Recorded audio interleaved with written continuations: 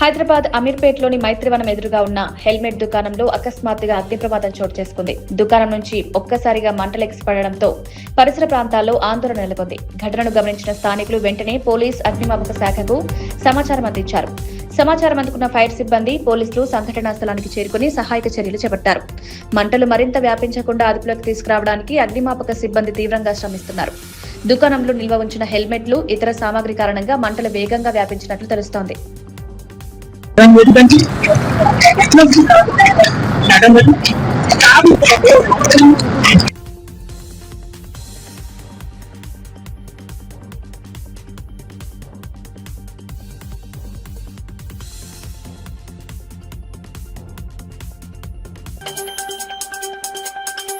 పెద్దపల్లి జిల్లా రామగుండంలోని సింగరేణి జీఎం కార్యాలయం ఎదుట ఏఐటీయూసీ ఆధ్వర్యంలో భారీ ధర్నా నిర్వహించారు. మెడికల్ అన్ఫిట్ అయిన కార్మికుల వారసులతో కలిసి సంఘం నాయకులు నిరసన వ్యక్తం చేశారు. ఉద్యోగాల కోసం ఎదురు చూస్తున్న వారసులకు వెంటనే నియామక పత్రాలు అందజేయాలని డిమాండ్ చేశారు. సింగరేణి వ్యాప్తంగా గత 9 నెలల్లో సుమారు 400 మంది కార్మికులు మెడికల్ అన్ఫిట్ అయ్యారని ఏఐటీయూసీ నాయకుడు వాసిరెడ్డి సీతారామయ్య చెప్పారు. వారసులకు ఉద్యోగాలు కల్పిస్తామని గత చర్యల్లో యాజమాన్యం హామీ ఇచ్చిందని గుర్తు చేశారు. ఇప్పుడు చివరికి వాళ్ళు తేల్చింది ఏంటంటే సింగరేణిలో సర్ప్లస్ మ్యాన్ పవర్ ఉన్నారు కాబట్టి ఇప్పుడు వీళ్ళకి ఉద్యోగాలు ఇవ్వడం కుదరదనే పద్ధతిలో వాళ్ళు మాట్లాడుతూ ఉన్నారు. మరి సింగరేణిలో కార్మికుల వేజ్ బోర్డు అగ్రిమెంట్ ప్రకారం కార్మికులు మెడికల్ అన్ఫిట్ అయినా చనిపోయినా ఉద్యోగం ఇవ్వాల్సిన బాధ్యత యాజమాన్యం అనుకున్నది. ఈ రాజకీయ జోక్యం వల్ల వేజ్ బోర్డు అగ్రిమెంట్ను కూడా అమలు చేయకుండా సింగరేణి యాజమాన్యం ఆపుతా ఉన్నది. కాబట్టి గత నెలలో మేము తెలంగాణకు సంబంధించిన వ్యాఖ్యలపై బీజేపీ నేత రామచంద్రరావు స్పందించారు.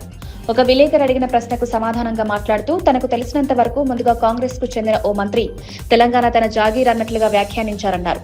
ఆ వ్యాఖ్యలకు ప్రతిస్పందనగానే సదరు వ్యక్తి తెలంగాణ 4 కోట్ల ప్రజల జాగీర్ అన్నారని వివరించారు.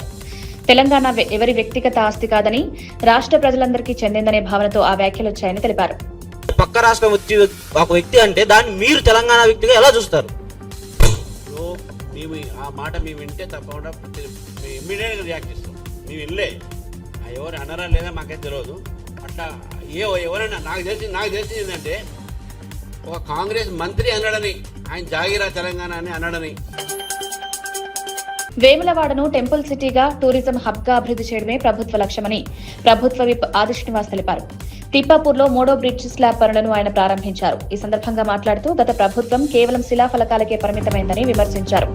కాంగ్రెస్ ప్రభుత్వం అధికారంలోకి వచ్చిన తర్వాతే బ్రిడ్జ్ భూసేకరణ కోసం 6.97 కోట్లు మంజూరు చేశామన్నారు. ముఖ్యమంత్రి రేవంత్ రెడ్డి నేతృత్వంలో వేములవాడతో పాటు రాజన్న ఆలయ అభివృద్ధికి సుమారు 1000 కోట్లతో పనులు వేగంగా కొనసాగుతున్నాయని తెలిపారు. నిర్మాణ పనుల్లో నాణ్యత ప్రమాణాలు తప్పనిసరిగా పాటించాలని అధికారులకు సూచించారు.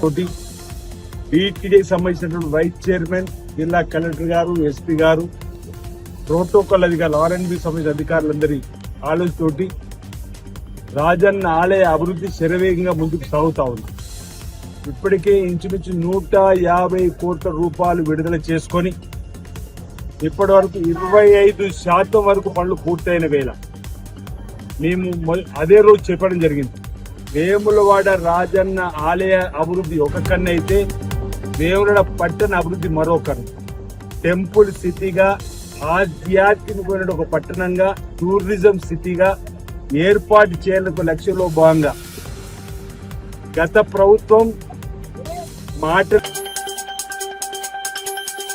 చంచల్గూడ జైల్లో రిమాండ్లో ఉన్న చెన్నూరు మాజీ ఎమ్మెల్యే పాల్క సుమన్ను బీఆర్ఎస్ వర్కింగ్ ప్రెసిడెంట్ కేటీఆర్, ఎమ్మెల్యేలు సుధీర్ రెడ్డి, తలసాని శ్రీనివాస్ యాదవ్ పరామర్శించారు. అనంతరం మీడియాతో మాట్లాడిన కేటీఆర్ సింగరేణి బొగ్గు గనుల్లో 1500 కోట్ల నిధుల గోల్మాల్ను దృష్టి మళ్లించేందుకే తప్పుడు కేసులు నమోదు చేస్తున్నారని ఆరోపించారు. సింగరేణిలో 40 లక్షల మెట్రిక్ టన్నుల బొగ్గు నిల్వలున్నా లేనట్లుగా రికార్డులిస్తుంటే కేంద్ర ప్రభుత్వం ఎందుకు స్పందించడం లేదని ప్రశ్నించారు. సీఎం రేవంత్ రెడ్డి గతంలో చేసిన వ్యాఖ్యలపై చర్యలు తీసుకోవాలన్నారు. సృజన్ రెడ్డి కనుసనల్లో జరిగిన కుంభకోణాన్ని బీఆర్ఎస్ వెలుగులోకి తీసుకొచ్చిందన్నారు. అక్రమంగా 100 కోట్ల కుంభకోణం జరిగిందో బయటపెట్టింది మా నాయకుడు హరీష్ రావు గారు.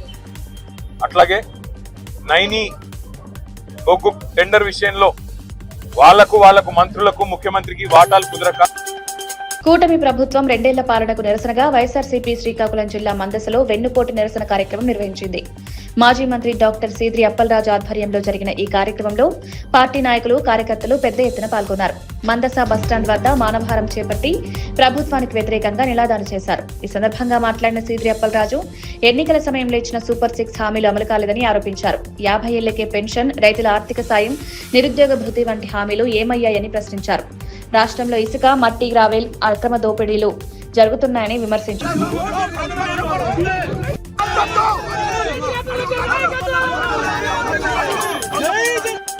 కూటమి ప్రభుత్వం ఏర్పాటై 2 ఏళ్లు పూర్తయిన సందర్భంగా శ్రీకాకుళం జిల్లా పలాసలోని తెలుగుదేశం పార్టీ కార్యాలయంలో ఎమ్మెల్యే గౌతు శిరీష మీడియా సమావేశం నిర్వహించారు.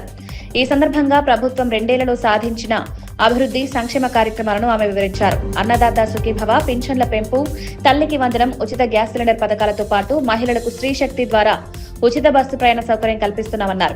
పల్లె పండుగ కార్యక్రమం ద్వారా గ్రామాల్లో రహదారుల నిర్మాణం చేపట్టామని వెల్లడించారు. పలాస నియోజకవర్గంలో దాదాపు 930 కోట్లతో అభివృద్ధి పనులు కొనసాగుతున్నాయన్నారు. కాశీబుగ్గ రైల్వే వంతెన నిర్మాణం త్వరలో పూర్తవుతుందని, ఆఫ్షోర్ జలాశయ పనులు కూడా వేగంగా సాగుతున్నాయన్నారు. సింగపూర్ టెక్నాలజీతోని మేము ఇక్కడ బ్రిడ్జ్ కడతామని గాలి కప్పులు చెప్పి గెలిచాక కనీసం పూడి లంకలు అడుగు పెట్టే ధైర్యం కూడా